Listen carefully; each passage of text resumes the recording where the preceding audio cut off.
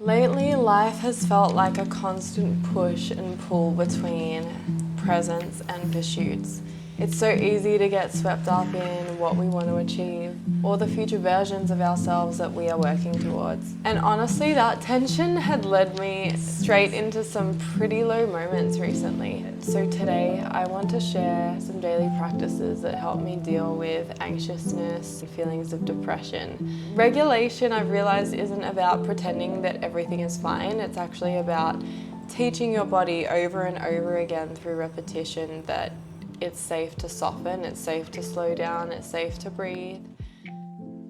Hey YouTube family, I'm here. I have re-emerged. I've been in the trenches recently, and over the past few weeks and months, moving through a lot in terms of grief, post-show, losing my sister. It is a journey and it is not linear. On the other side of a mental breakdown, I kind of always re-emerge and I'm like, hey, I'm back, that was dramatic. But in reality, look back at that moment and I'm like, you know what, it actually was so valid, because no emotions are good or bad, they're literally all just neutral. And I'm learning to take them as that, and learning to take emotions that feel uncomfortable and heavy and intense in my body as feedback that my body's giving me to change something. Over the past week, there's been times where I've felt honestly so dysregulated that I feel low-key dissociated from my body, and I just kind of like run on autopilot and I continue on doing the things and like continue on the tasks, the to-do lists, and kind of just ignore the feelings that are coming up and like the emotions and feedback that my body's been telling me. A couple of rainy days have occurred here in Bali, which at first frustrated me because I was like, it's the peak of dry season, it's meant to be sunny. I feel like this weather is just reflecting my mood. It feels heavy, it feels stagnant, it feels intense. But then I kind of reframed it and it was almost like a little gift that I needed to force myself to slow down. So I thought I would share some ways I like to reset on rainy days. I'm really learning to slow down in the mornings again. Prep and grief were things that kind of like kept me moving. I'd get up straight away in the morning, feel all of these intense emotions and be like, okay, how can I run from them and how can I do something to distract myself? It kept me in this cycle of like continual movement, almost as a tactic to, stay distracted and avoid the hard feelings. I think it's especially hard to notice when your behavior is actually detrimental to your health, when it is something that is like largely celebrated in society. And you see someone working hard towards their goals and you're not going to be like, hey, are you running from something, in the same way as someone who reaches for alcohol or drugs or something to escape their problem. It's difficult to recognize that when society generally celebrates the hustle and the grind, and also like the behavior doesn't seem outwardly destructive. Honestly, the common themes in when I have breakdowns, I've realized are that feeling of suffocation. I feel pressured, I feel trapped, I feel like I'm running myself to the ground, and then it leads to burnout and me just like lying on the floor being like, I can't do this anymore. So now I'm learning to lean back into slowness again and have that balance and take my time in the mornings to get up and be mindful. Another thing is I've really tried to remember to actually feel gratitude, like to actually really be grateful every morning when I wake up. I get to live another day. I'm doing better than a lot of people who didn't wake up today. This day is a gift. That's not to say that I can't have hard feelings come up, but it's to say that I can embrace all of these human emotions fully and embrace human experience as fully as I can, because I get to live another day, and that is a privilege. I feel like gratitude is kind of also a cure in itself. In some ways, I like to make myself a nice little drink before going for a walk or stretching, doing some kind of movement to feel back into my body. I know that when I feel dysregulated or anxious, I tend to like dissociate and feel super out of body and just run on autopilot. I also know that for me, in times of heaviness, when I'm feeling super overwhelmed, super elevated, my default is to isolate myself. But a practice I've been leaning into, and something I'd also encourage you to lean into, is to spend low effort time with people you feel safe with. I love going to cafes either by myself or in quiet company, and I feel so grateful to be able to say that I have been able to create and cultivate and nourish relationships and friendships that allow me to do that. That's something I've recently learned how to do, is to kind of like show up as I am and not feel the need to entertain or make sure everyone's having a good time. And I almost feel like that level of authenticity is such a powerful gift to give to another person too. It really has elevated my friendships when I've just been able to show up and be like, hey, I've just got to be today. The response that you get is so refreshing too, because oftentimes it's a relief to the other person as well. Like, you really truly are giving another person such a gift when you say, hey, I'm going to show you all of me and I'm just going to show up how I am right now. And it might not be the most desirable or best version of me, but I trust you and I love you enough to still love me and care for me and like acknowledge me for where I'm at. And I think that it's also so important to be able to be real enough with ourselves and other people to bear all sometimes and be in company as we are. Friendships like that are ones that I treasure so much. I feel like that's something to really lean into on the days that feel a bit more heavy. I have always been super open about therapy and like outsourcing.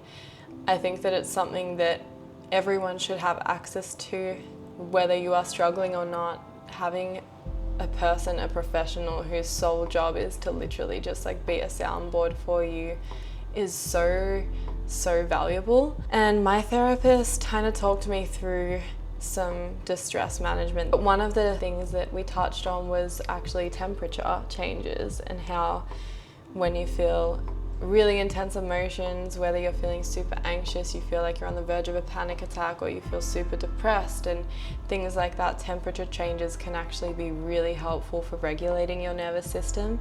I've been going to this recovery place in Bali called Sunday Mood, which is so comforting and so cozy. They give little refreshments. I think just really any small practice that will take an investment of your time or your energy or your resources that you know is going to leave you feeling better is so important when you're feeling low, because it's like an act of you saying to yourself, hey, I care about you enough to do this inconvenient thing or something that feels inconvenient right now to maybe make you feel just 1% better.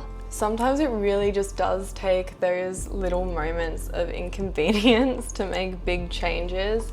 When you're in the trenches and you lack motivation to do anything, even just the smallest things like changing your posture or taking a few deep breaths, where in the back of your mind you're like, how is this going to help the situation right now? Just like doing it and showing up for yourself are really micro acts of self-respect and self-love. I've realized as well, it's so easy for life to become so serious when there's inner turmoil at play. So I've been really working on leaning into play more and welcoming play in my life. I feel like children and babies are literally the purest versions of beings, I feel, because they haven't yet become conditioned to what life's experiences teach you or program you to be like. And I really like to remind myself that my inner child is still in me, to experience and do things that are playful and silly, whether it's singing or dancing or just being silly sometimes. Again, it's sometimes the small moments that can shift you into a more positive state. Taking the time to take a long hot shower or bath, put in a hair mask or do an extensively long skincare routine, lotion my whole body, and again, just dedicate time to yourself, which might feel inconvenient or like a huge effort at the time, but your future self will thank you for it. It's these little acts of self-love and self-care and self-respect that can help shift you into a more positive state of being. I also want to note that all of these things should not come with pressure on yourself. You don't have to necessarily make yourself feel better. You can sit in the emotions and feel them where you need to, and yeah, take them as feedback, little signals that your body's telling you that maybe something might need to change. Heading into a fresh new month, it's now September. I really think that often inner conflict and inner turmoil and heavy emotions do come up when we're not actually living in alignment with what our priorities and our morals and values are. So I really love taking time to myself and sitting down and journaling and almost having a little solo date with myself, get to know myself and get curious about myself. Even though you're with yourself 24/7, I think sometimes we think we know ourselves, but really we've taken someone else's vision or someone else's expectations and kind of just ran with them because we don't want to disappoint people, or we want to be celebrated, or we want to be encouraged. And it's so important to take the time to yourself to actually be curious and be like, what are my values? What are my priorities? And am I living in alignment with them? Because so often when you're not, when you're ignoring them and you're consistently going towards something else, that's when really intense emotions will signal to you that, hey, you're living out of alignment. Taking time to yourself is an opportunity to connect with yourself, not just for the benefit of you, but for the people that you love as well. It's quite a selfless thing to do, actually, to put time aside just for yourself, knowing that this connection to yourself is going to bring peace to you and then allow you to like overflow that peace to other people, and that joy and that love and that care and that kindness, especially when you know that the opposite would be to overextend yourself because you're afraid of judgment or afraid of disappointing people, knowing that the result of overextending yourself is going to be you showing up as a worse version of you. So this month I'm really leaning into saying no to more things, actually. Again, with the constant stimulation and like constant opportunities and like different options, I feel like it's so easy for us to just be like yes, because we don't want to miss out or we don't want to fall behind. But I've realized that saying yes to everything leaves no space for present, and it actually comes at the expense of me enjoying the experiences that I'm saying yes to.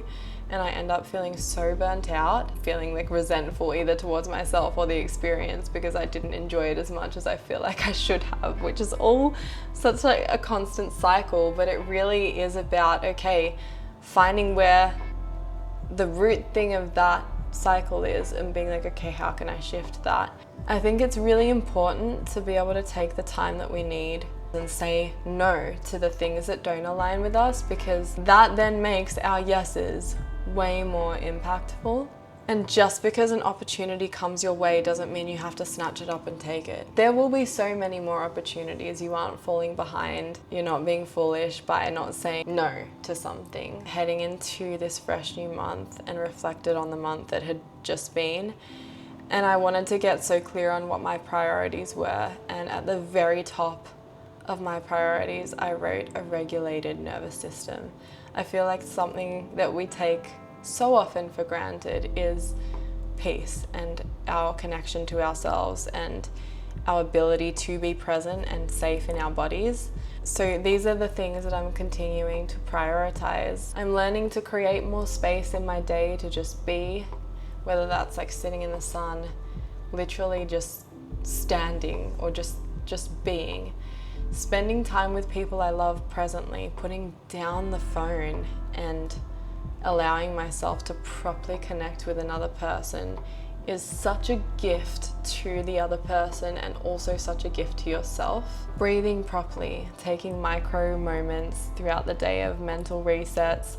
Like I said, changing my posture, rolling my shoulders back, moving my neck from side to side, or just like shaking my body out when I feel like I need to get rid of agitation or like energy that is just like weighing me down. I also have decided I really want to start meditating again, because that was something I used to do and used to prioritize, and I know that I was a less reactive person. In the beginning, I know it's going to be hard. 2 minutes might feel like forever, but part of meditation is allowing things to be, allowing things to come up. For a while there, I've gotten lost and decided that spending time to myself or meditating is like a waste of time, because I could be achieving XYZ or could be working towards this goal in that time, without actually understanding that taking time and like allowing myself to be regulated is actually putting me further ahead in the long run, so I don't end up in this constant cycle of burnout and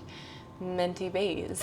Spending time and resources on things that show my self-love and show my self-respect and show myself that I'm saying, hey, I love myself and I care about myself, whether that's going out on a coffee date with myself, a coffee date with other people, whether that's taking myself out for dinner or spending money or time or resources on a facial or something that's going to relax me. So all in all, I guess I'm giving myself permission to reset here and to stop chasing every pursuit for a moment and to just be grounded in the present, because that is where the real life happens. If this video resonated for you, I would absolutely love for you to share it with a friend. And I'd love to also know, how do you make sure your body is regulated? I don't have all of the answers, and I'd love to learn from you. If you could share something that might be valuable to me or another person, that would absolutely make my day. I'm really wanting to continue building a community of like-minded people here who support each other and lift each other up. If you can do one thing to make another human being smile today, then you have done your little piece of impact on making the world a better place. Thank you for being here. You are loved. I believe in you. And I will see you in the next one.